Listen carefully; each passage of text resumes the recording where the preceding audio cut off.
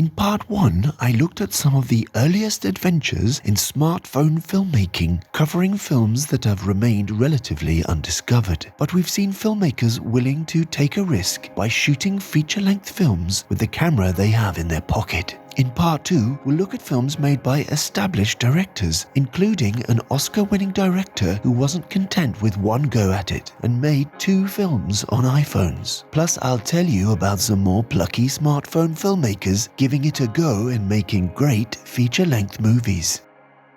When their bigger budget production failed to get off the ground, director Sean Baker took up the offer from the Duplass brothers to shoot a feature film on a micro-budget. Baker says he was undecided until they tested some iPhone 5 smartphones with Moondog Labs anamorphic conversion lenses. After that, they realized it was possible to make something on a small budget, about $100,000. In an interview with Vice magazine, Sean Baker said, "At first, my director of photography was a little embarrassed, and I was telling him we need to embrace it or else we'll fail. We have to create our own aesthetic. If we do that, there's no difference between 35mm and this, as long as we're confident." When I told the Duplass brothers, Mark was the one who patted me on the back and was like, "Let's do this, man. It's like punk rock." The film was screened at Sundance without telling the audience the film was shot on an iPhone. Only when the truth was revealed during the end credits did the audience realize what they'd just seen. The following positive reaction created a big media buzz for the film.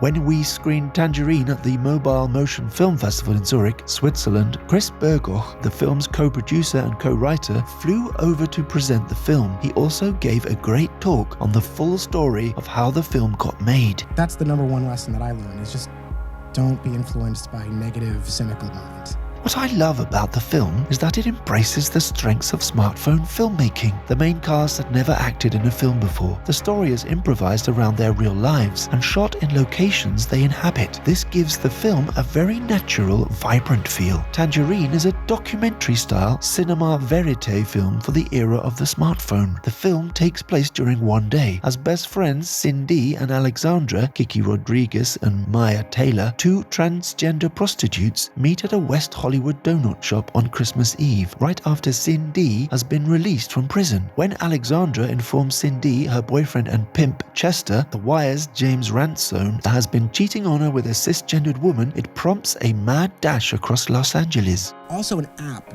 from a company, it's called FiLMiC Pro, and that allows you to get a little bit more bells and whistles on the iPhone comes with, and you can lock exposure and change your frame rates and all that. So those 2 things were really the thing that kind of made us decide, let's go for it. 9 Rides was shot entirely on an iPhone 6s, which may be the first feature film shot using the device. Written and directed by Matthew A. Cherry, the film is about an Uber driver who clocks into work on the busiest night of the year, New Year's Eve. During the night, journeys across the city lead him to encounter 9 different sets of passengers who help him to come to terms with some life-changing news. The film stars Dorian Missick, an American actor best known for his role as Damien in the television series 6 Degrees. He also voiced Victor Vance in the video game Grand Theft Auto Vice City Stories. After shooting, the team raised over $15,000 on Kickstarter to help get the film ready for the SXSW Film Festival in 2016. Matthew A. Cherry says, "Shooting on iPhones was an awesome experience. Without a ton of gear to lug around, we could get some interesting shots in places we couldn't otherwise. All we had to do was mount the phones into the B-Script Pro and attach our lenses, like the Moondog Labs anamorphic lens and the B-Script depth of field adapter. With our SR lens, FiLMiC Pro was really user-friendly and intuitive too, so shooting was a breeze. Attaching a video camera to a car for these kind of shots couldn't be easier than with a lightweight smartphone." Having shot a scene myself in a car using my Samsung S9, I found the process as easy as filming some friends having a chat in a car, which is pretty much what it was. 9 Rides follows perfectly the no-budget school of filmmaking rule. Use available locations, in this case, pretty much just a single car. In August 2017, Matthew A. Cherry went on to raise over $200,000 on Kickstarter for an animated short called Hair Love. And in 2020, that film won the Oscar for Best Short Film. High Fantasy is about friends on a camping trip in the wilds of South Africa who wake up and discover they have all switched bodies. The film is a found footage style movie directed by Jenna Bass. This means the smartphones used to film are used by the actors as part of their performance. When you think about it, this makes perfect sense. Any film shot in the present day or near future would be lying if it did not show everyone, main characters and background characters alike, using smartphones as a constant, because smartphones are now everywhere. We're photographing and filming each other constantly. One estimate says there are 14 trillion photos taken every year. The film was screened in the Discovery section at the 2017 Toronto International Film Festival. It also screened at the Berlinale in 2018. My experience of making films is that the more control I tried to have, the less control I actually had. Jenna Bass.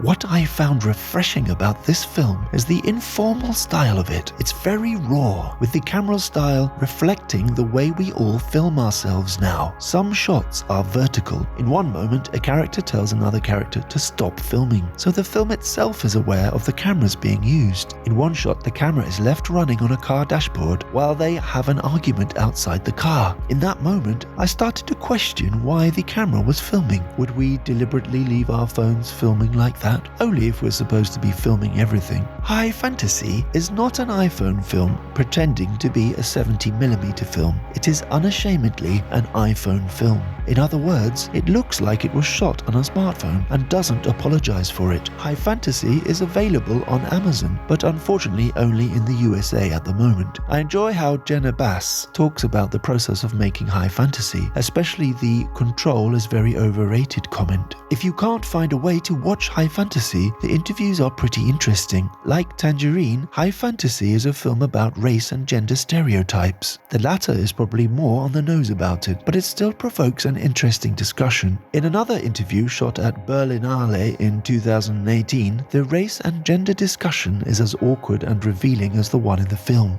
Nothing is as black and white as it may at first seem, perhaps. Unsane is a film directed by Steven Soderbergh and written by Jonathan Bernstein and James Greer. It's the first smartphone-shot feature film made by an Oscar-winning director. The film stars Claire Foy, Joshua Leonard, Jay Farrow, Juno Temple, Amy Mullins, and Amy Irving, and follows a woman confined to a mental institution after she is pursued by a stalker. The film was shot using iPhone 7 Plus smartphones. Soderbergh also used many items such as FiLMiC Pro, the camera app, Moment lenses, Joby tripods, and a DJI smartphone gimbal. However, one difference between Soderbergh and us is he had over $1 million to spend. What did he spend it on? Knowing Hollywood ways, they probably spent $700 on the phone and $200,000 insuring it. The film follows an unsettling is she or isn't she mad psychological thriller narrative. Again, following the rules of low-budget filmmaking, the story takes place in mostly one location, a mental health care center. Perhaps reflecting Soderbergh's fear of high powers, the main character signs herself into the mental institution and finds she can't get out again. Like working for Hollywood, dare we suggest? 2019 saw the explosion of feature films shot on smartphones, and first up was this drama set in the world of professional basketball, High Flying Bird. Yes, Steven Soderbergh had decided to shoot another one, but this time it went direct to Netflix and no theatrical release. Not content with the meager $1.5 million he had to struggle along with shooting Unsane, and with iPhone insurance now through the roof, this time the Oscar-winning director demanded a cooler-looking $2 million. In fact, there's almost no actual basketball in High Flying Bird, but there are a lot of lengthy conversations regarding professional basketball, many of which I didn't fully understand. I have to say, the trailer rocked.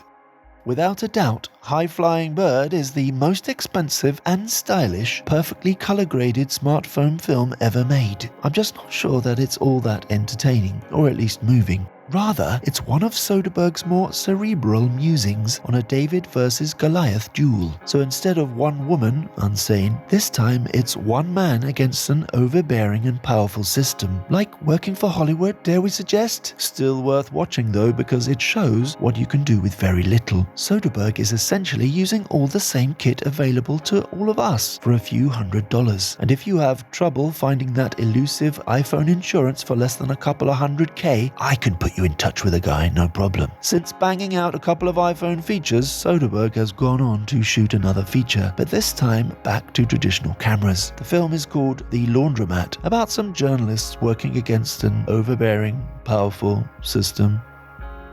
Sounds familiar?